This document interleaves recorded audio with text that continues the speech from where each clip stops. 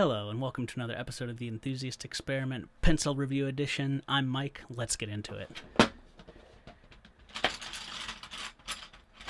Trying to escape. Alright. Now, this is a little bit weird. I'm going to ask for all you fans of the pencil world out there for some help in the comment section below because, well, you'll see. Boom! Alright.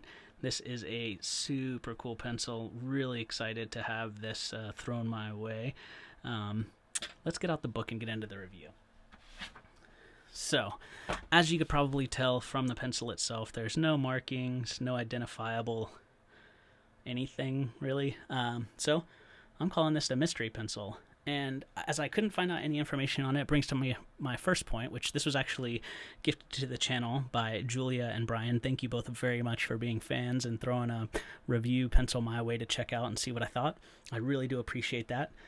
Now, for all you pencil fanatics out there who can hopefully, together we can find out a little bit more information about this pencil. The only clue that I have was that it was acquired from this shop called Little Otsu. But beyond that, this is all the information that I could find, both from the pencil and trying my hardest to get some, Google info out there. But let's dive into the review, shall we? So lead, no idea, as there's no markings. I would assume an educated guess that this is HB, as it writes very similar to like your standard pencil.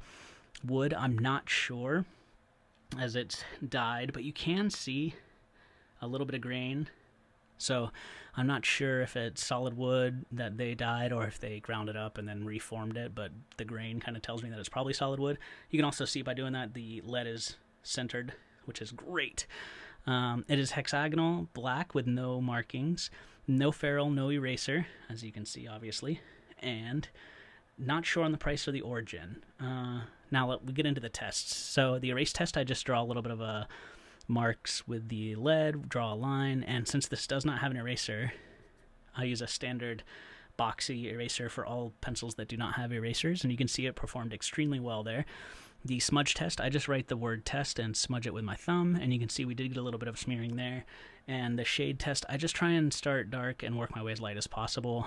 Not an artist, but I figured this is a good way for you guys to hopefully get a little bit more of an idea of the tonal range of the graphite.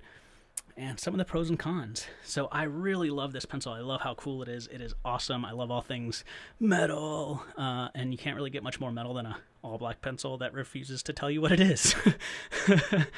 Oh, I digress. Point retention is actually really good for being this dark of a pencil. The centered lead, so the construction is actually really good, and the erase test performed pretty much flawlessly. That's one of the better ones I think I've ever seen.